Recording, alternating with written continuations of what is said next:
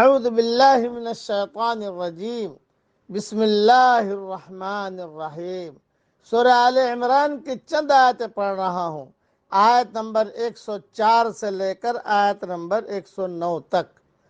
وَلْتَكُن مِّنكُمْ أُمَّةٌ يَدْعُونَ إِلَى الْخَيْرِ وَيَأْمُرُونَ بِالْمَعْرُوفِ وَيَنْهَوْنَ عَنِ الْمُنكَرِ۔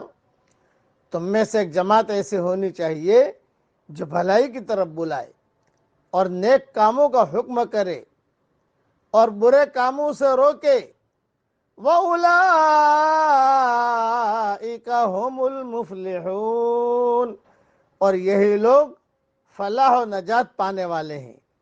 وَلَا تَكُونُوا كَالَّذِينَ تَفَرَّقُوا وَاخْتَلَفُوا مِن بَعْدِ مَا جَاءَهُمُ الْبَيِّنَاتُ، تم ان لوگوں کی طرح نہ ہو جانا جنہوں نے اپنے پاس روشن دلیلیں آ جانے کے بعد بھی تفرقہ ڈالا اور اختلاف کیا۔ وَأُولَئِكَ لَهُمْ عَذَابٌ عَظِيمٌ، انہی لوگوں کے لیے بڑا عذاب ہے۔ یوم تبیض وجوہ وتسود وجوہ، جس دن بعض چہرے سفید ہوں گے اور بعض سیاہ۔ فَأَمَّا الَّذِينَ اسْوَدَّتْ وُجُوهُهُمْ،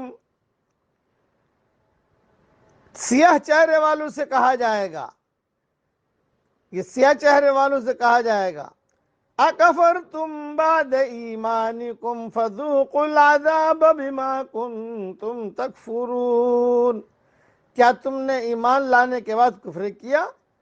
اب اپنے کفر کا عذاب چکھو۔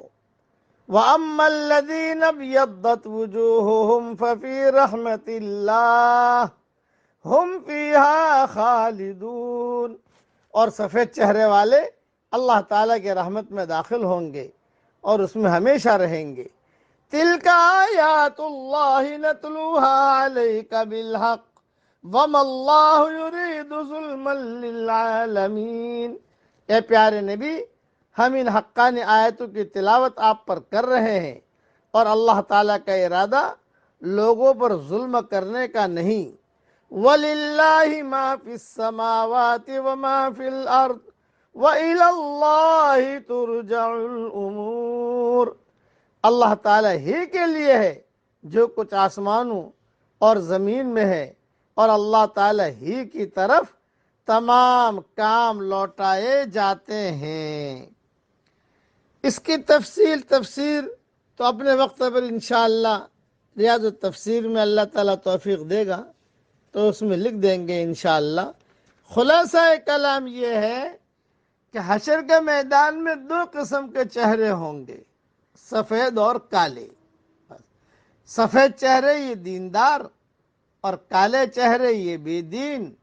تو یہ دعا کرنی چاہیے کہ حشر کے میدان میں اللہ تعالیٰ ہمیں سفید چہرے والا بنا کر اٹھائے۔ خلاصہ کلام یہ، اور یہ کب ہوگا؟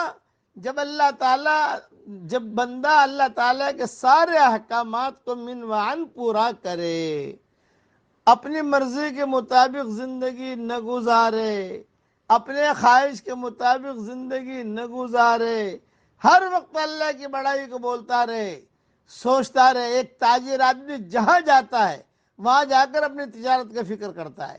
ہم مسلمان ہیں، ہم مومن ہیں، ہم جہاں جائیں وہاں جا کر ہم اپنے دین کا فکر کریں، اپنے ایمان کا فکر کریں، کسی طریقے سے کسی کو کوئی نہ کوئی خیر کی بات ہم ان تک پہنچانے کی فکر کریں۔ یہ آدمی اور یہ عورت ہمیشہ کامیاب رہیں گے اور ان کے چہرے حشر کے میدان میں سفید رہیں گے۔ اللہ تعالی ہمیں امر بالمعروف اور نہی عن المنکر کرنے والا بھی بنائے اور اللہ تعالیٰ اسے قبول بھی فرمائے۔ آمین۔ وآخر دعوانا ان الحمدللہ رب العالمین۔